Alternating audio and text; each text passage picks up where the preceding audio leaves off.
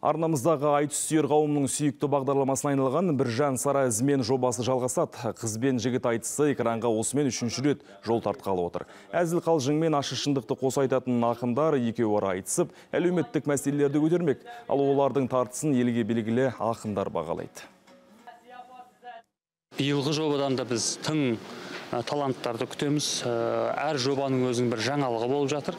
Биылғы жобада да біздің өкілдеген үміттеріміз, жас ақындарымыз ерекше жарқылдап көзге түседі деп ойлаймыз.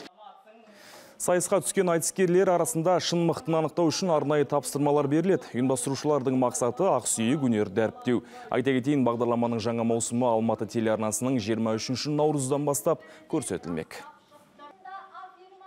Барлығы мықты ақын шетінен ағаларымыз бар, апаларымыз бар. Осы айтыстағы бір жас буын біз шығармыз енді. Көреміз Құдай аузымызға қандай сөз салады, кімнің бағы оза шабады. Қоғамдағы қазіргі көзбен көріп құлақ естіп жүрген оқиғаларды, қоғамның дертін қозғаймыз ба деп тұрмыз бұйыртса енді.